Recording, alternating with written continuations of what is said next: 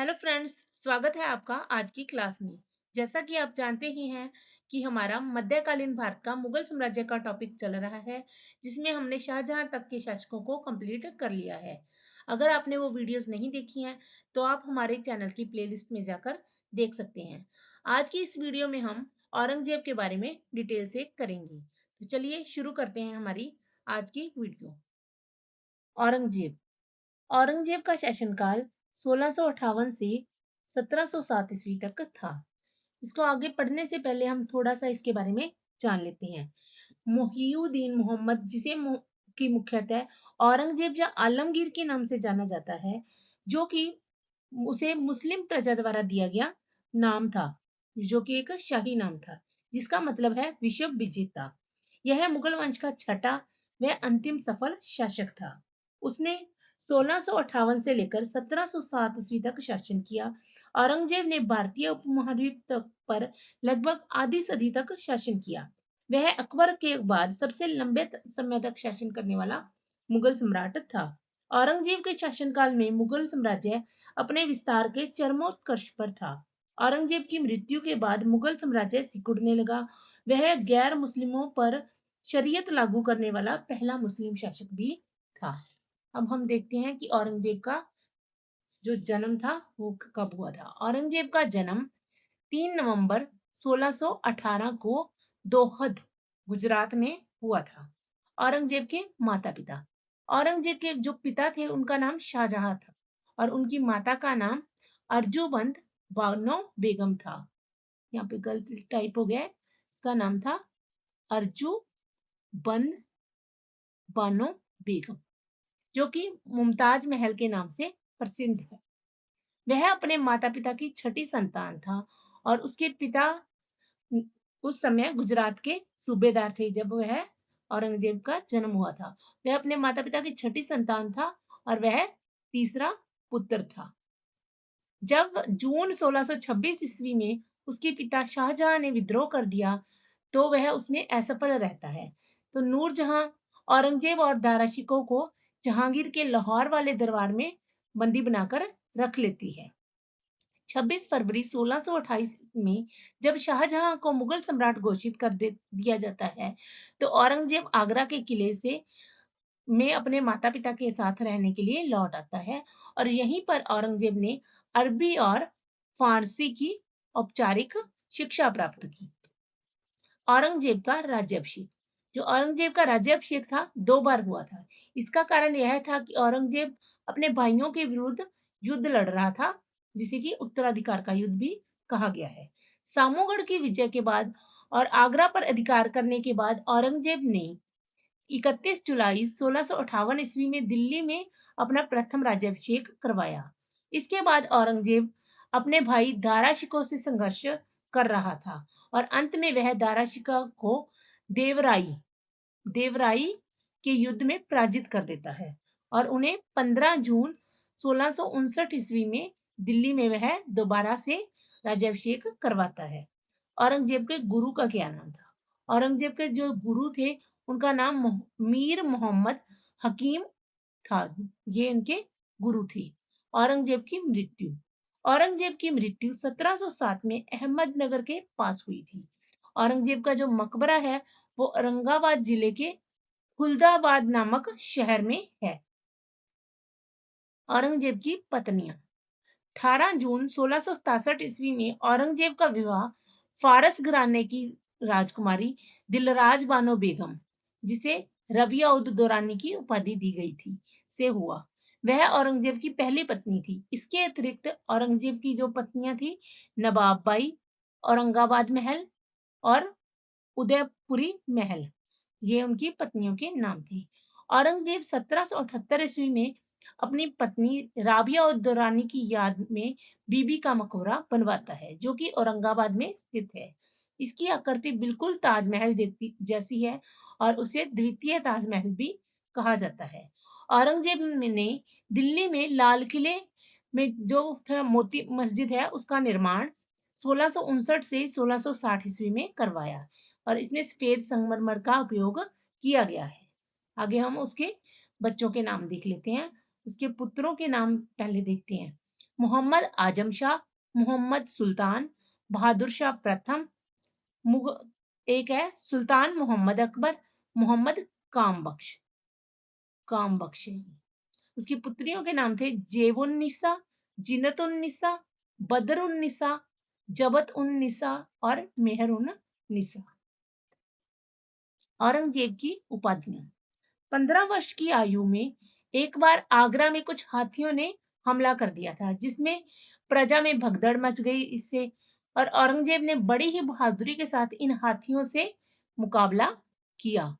और वह यह देखकर शाहजहां ने खुश होकर उसे उपाधि प्रदान की थी। कौन सी उपाधि? बहादुर की उपाधि उसे प्रदान की थी। उन्हें एक उपाधि दी गई थी आलमगीर की, जिसका अर्थ है विश्व विजेता। जिंदा पीर की उपाधि भी औरंगजेब को दी गई थी। औरंगजेब इस्लामी कानून का पूर्ण रूप से पालन करता था, इसलिए उसे जिंदा पीर कहा गया। शाही पोशाक में दरवेश, सादा रहन सहन व शराब न पीने के कारण उन्हें शाही पोशाक में दरवेश कहा गया। अब्दुल मुजफ्फर, मुहिउद्दीन मोहम्मद औरंगजेब, बहादुर आलमगीर, बादशाह गाजी की उपाधि औरंगजेब ने अपने राज्याभिषेक के समय धारण की थी। हाफिज, औरंगजेब को पूरा कुरान कंठस्थ था, यानी कि उसे मुंह जुबानी याद था, इसीलिए उसे हाफिज भी कहा गया था। आगे हम देख लेते हैं औरंगजेब से जुड़े कुछ महत्वपूर्ण पॉइंट्स हैं, उनको देख लेते हैं। औरंगजेब सुन्नी मुसलमान था। 1665 ईस्वी में उसने मंदिरों को तोड़ने का आदेश दिया। औरंगजेब ने यह घोषणा कर दी कि कुरान के आधार पर ही शासन होगा, अर्थात शरीयत के आधार पर शासन व्यवस्था चलाई जाएगी। इसके लिए जो भी गैर पारंपरिक, मतलब कि जो इस्लाम के अनुसार नहीं है, उन सबको बंद कर दिया जाएगा। तुलादान, जिसे कि अकबर ने शुरू किया था, जिसमें राजा के वजन के बराबर सोने चांदी के सिक्के तोले जाते थे और उन्हें दान स्वरूप बांट दिया जाता था। इस प्रथा को भी औरंगजेब ने बंद करवा दिया था। और औरंगजेब ने अपने दरबार में संगीत नृत्य पर प्रतिबंध लगा दिया था। हालांकि जो औरंगजेब है वह खुद एक वीणा वादक था। औरंगजेब ने नवरोज के त्योहार को बंद करवा दिया और जरोखा दर्शन, जो कि शासकों द्वारा जरोखे से दर्शन दिए जाते थे वो अपनी प्रजा को, वो परंपरा चलाई गई थी, उसे भी औरंगजेब ने बंद करवा दिया था। औरंगजेब ने 1663 में सती प्रथा पर प्रतिबंध लगा दिया और तीर्थ यात्रा कर लगाया।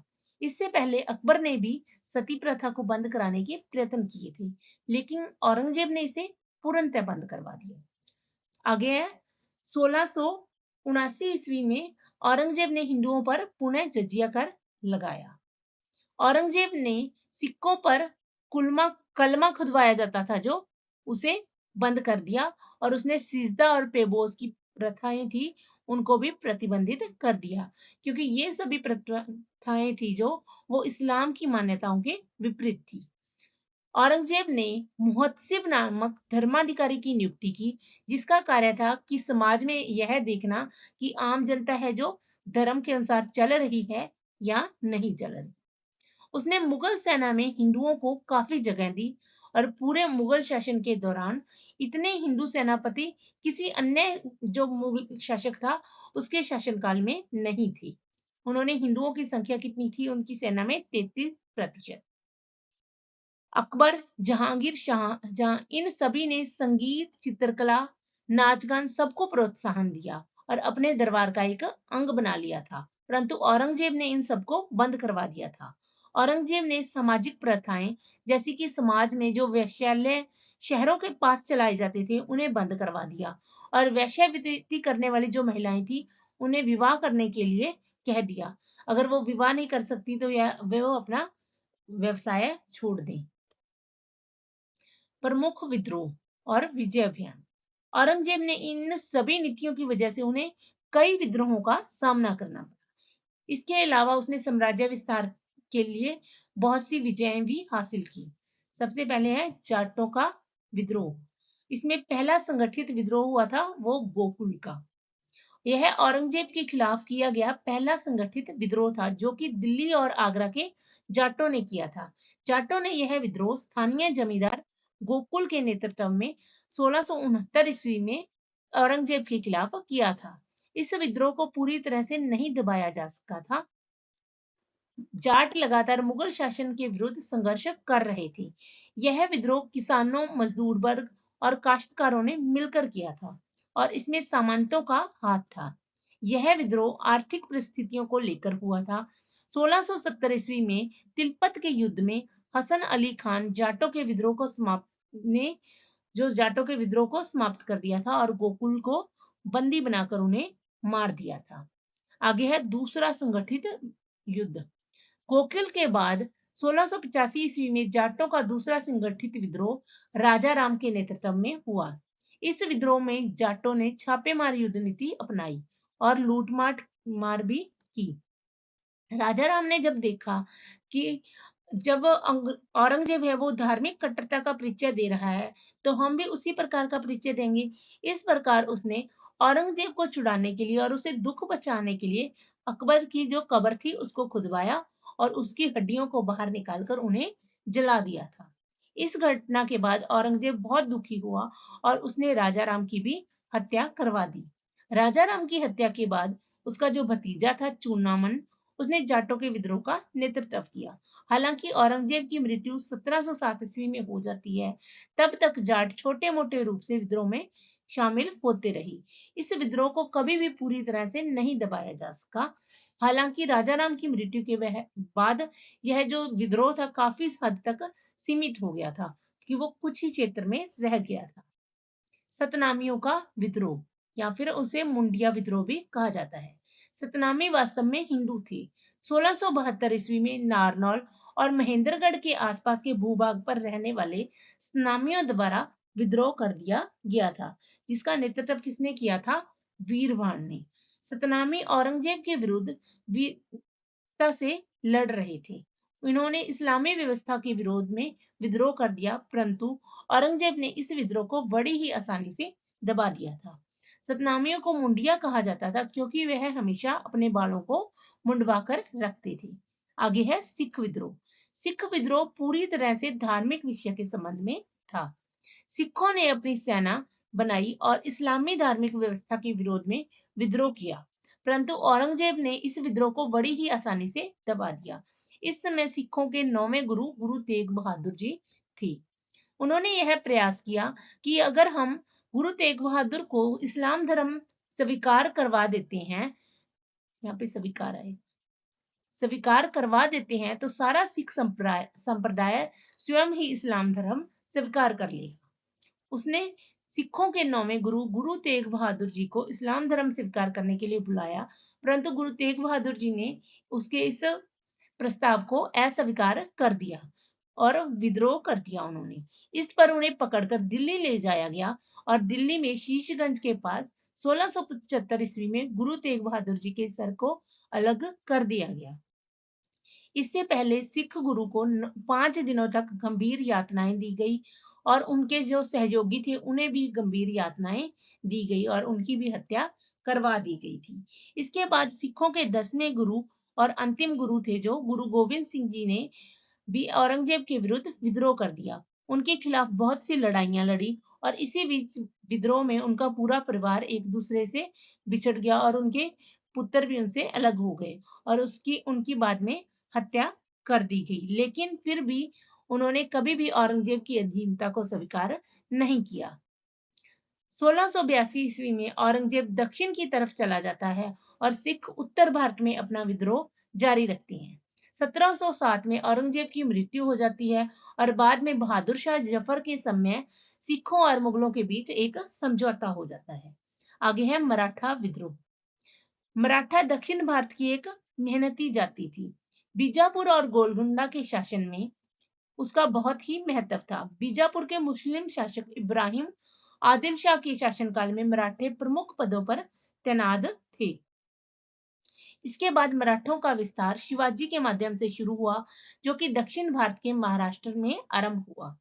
पूरे दक्षिण भारत में धीरे धीरे बढ़ने लगा और शिवाजी के प्रयासों को और उनके बढ़ते हुए साम्राज्य को देखकर औरंगजेब शुरू से ही सशंकित था, परंतु औरंगजेब का जो पूरा ध्यान था वो उत्तर भारत की तरफ था।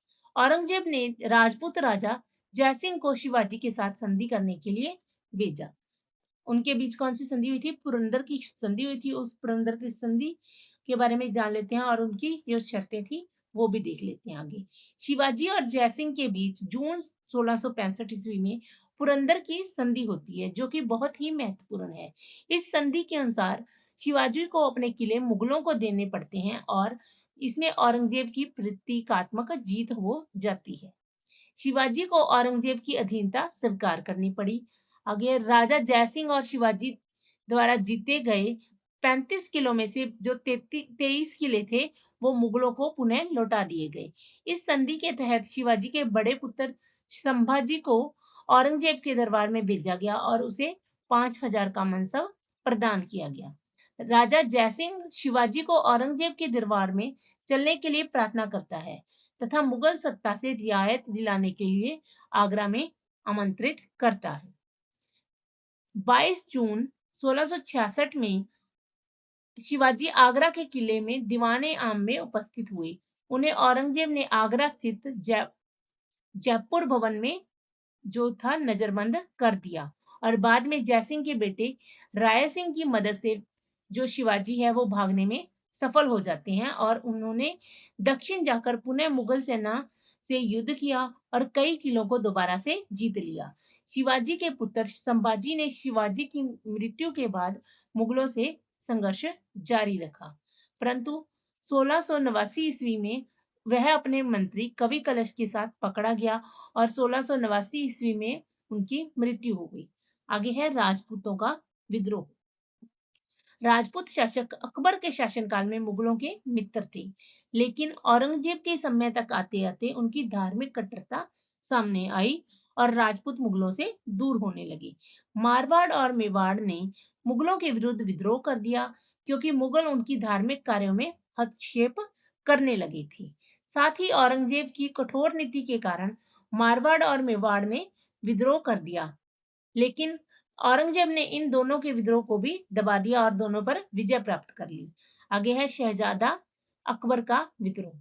2 जनवरी 1681 ईस्वी में शहजादे अकबर ने 30,000 राजपूत सहित 70,000 फौजियों के साथ अजमेर की ओर कूच किया, जहां औरंगजेब ने डेरा डाला हुआ था।